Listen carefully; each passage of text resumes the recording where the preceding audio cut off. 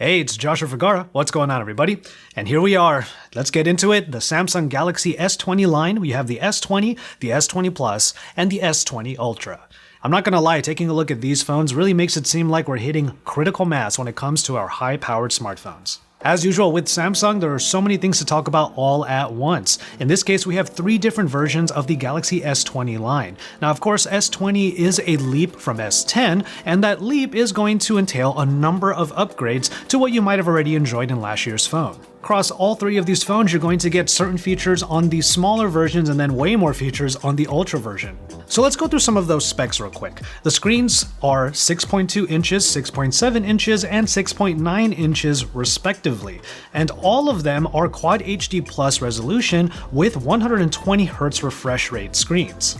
You can get right into the settings and force the 120Hz, and you'll see it across the OS, and you should be able to see it in some games as long as they support that higher refresh rate. That high refresh rate is also backed up by a 240Hz touch sensor, so that touch latency, especially in some of your favorite games, is as low as possible.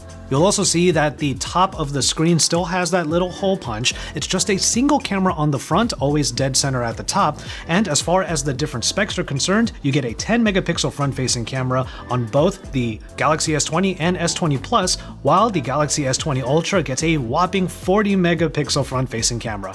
Obviously, when it comes to handling, the S20 is going to be a little bit easier to use just in one hand, but the S20 Plus is no slouch either. It's still pretty easy to use. It's the S20 Ultra that starts to feel a little bit too much, but then again, there's so much going on under the hood, and especially, as you can see, with that rear camera. Also, one thing to keep in mind is that the special colors for the Galaxy S20 line only really come on the S20 and the S20 Plus.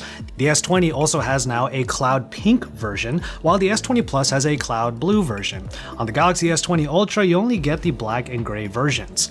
Maybe if you get the S20 Ultra, you'll want to customize the phone. In my case, I was lucky enough to already have the D-brand grip case with the new limited edition robot camo skin. Looks really dope on this phone, and actually, it's not just available for the S20 Ultra, it's available for all 3 phones. The robot camo is a limited release, so if you do want to check it out, I got links in the description.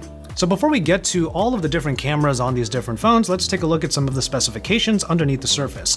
The base model for every single variant will be 12GB of RAM and 128GB of storage. However, you can also go up to 16GB of RAM and 512GB of storage on the S20 Ultra. So you can probably argue that every single one of these phones will be great gaming machines, not only because of that high amount of RAM, but also because you are able to lock applications in the memory. You can lock any application in the memory, but imagine this for games. You could play a game for a few hours on end and then come back to it days later and you're still where you left off. I'm sure this will make a lot of people happy. The Galaxy S20 Ultra has a 5000 mAh battery, while the S20 Plus has 4500 and the S20 has 4000. Plenty of power in these phones that can all take 25-watt charging, but the Galaxy S20 Ultra can actually get up to 45-watt charging if you get a special charger for it. So these are all specifications that you're probably expecting from Samsung for their latest device. However, in the sense that we are hitting critical mass really on the bleeding edge with these phones, every single version of the Galaxy S20 is now 5G capable, so you're also future-proofing yourself if you get one of these phones. And then finally, you have Samsung One UI, which is still pretty familiar if you have current Galaxy models, but there are a few extra features in here that we'll dive into in the full review. For example, Spotify integration in Bixby routines, and the fact that Google Duo is now integrated in parts of the operating system like the phone app. Also, something that is exclusive to these Galaxy S20 devices is the ability to stream and do video calls at full HD resolution in Google Duo. So there shouldn't be any performance issues no matter which phone you end up getting. What matters are the little bits and pieces that might be different among all 3 versions. Of course, the first thing you'll notice is that on the back, you have a large camera hump now. These are rectangles on the back of every single device, and the Galaxy S20 Ultra has the largest of the bunch, but it also protrudes out of the phone a little bit, so you might want to be careful about sliding this phone across tables, especially if you're not using a case.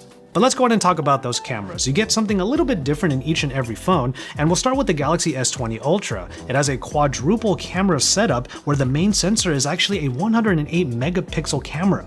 The 108 megapixel camera on the S20 Ultra provides a few really tangible benefits. For example, some crazy pixel binning can be done on here because that 108 megapixel sensor can group 9 whole pixels together for pixels as large as 2.4 microns, and your final result will be a super pixel binned 12 megapixel photo. You do get a 12 megapixel ultra wide camera, which is great, along with a time of flight depth camera, but then that big one on the bottom there is a 48 megapixel telephoto lens that provides 10 times optical zoom. On top of all of that, you can digitally make that a hybrid zoom to 100 times. It's not something we haven't seen before, but now it's on a Samsung device, so I'm curious to hear how all of you feel about Samsung doing this. And then if you go into the settings, you'll see that there is 8K recording as well. One cool thing about 8K recording, aside from the fact that these are just super high resolution videos that you can record, is the fact that you can use something called 8K Video Snap that can turn any of your videos into 33 megapixel photos. And then there's also a new mode called the single take mode, where basically you just let the camera record something for 10 whole seconds, and then it will extract a number of different final products from that 10-second clip. As far as photos are concerned, you can get things like AI best photos, ultra wide photos, live focus photos, and smart crop photos, all from just that 10-second video. And then on the video side, you can keep the original 10-second clip, but it will also give you other files like backward videos or fast motion videos. And those are all done at once with a 10-second clip where you can even move around if you want to get even more dynamic shots and more dynamic results. Now, if you go down to the S20 Plus, you get a 12 megapixel main sensor, a 64 megapixel telephoto lens, and a 12 megapixel ultra wide with that time of flight camera rounding out the 4 cameras. That 64 megapixel telephoto lens can provide a hybrid optic zoom that starts at 3x for optical and then goes all the way digitally to 30 times. All of this is about the same for the rear cameras of the smallest version of this phone, the Galaxy S20. The only thing you lose in that case is the time of flight camera. So everything that we've talked about in this video is super exciting, especially on the camera side, because there's so many things that will help creatives out there and really just smartphone photographers have a lot of fun with the cameras that are in their pocket. Even for a vlogger like myself, it's nice to see that 4K 60 frame per second front-facing video is available here now. Time and time again, Samsung proves that they can still provide a lot of talking points for their new devices every single year. The Galaxy S20 line is no different, but I do think that all of the upgrades to this version of the Galaxy S line are for people who definitely want to be on the bleeding edge. You pretty much have everything you could ask for as far as the camera experience is concerned. Software is going to have a few new experiences, and of course, when it comes to power and battery life, these might be ones that really go the distance. And ultimately, and this is what I want to hear from you guys in the comment sections down below, you have to decide for yourself if the price point is enough to warrant these upgrades. You can get the Galaxy S20 at $999, the S20 Plus at $1199, and the S20 Ultra at $1399.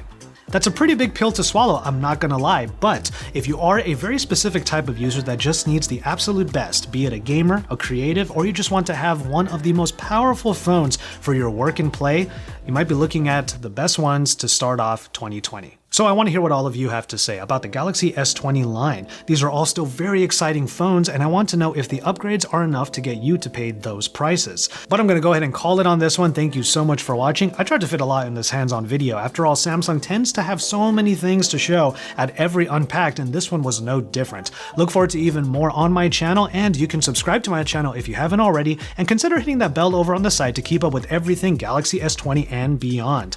From there, you can drop some likes on these videos and get into the comment sections. Let's go ahead and have those discussions. From there, I'm just going to go ahead and see you in my next video, and until then, I will just remind you to enjoy your tea, everybody.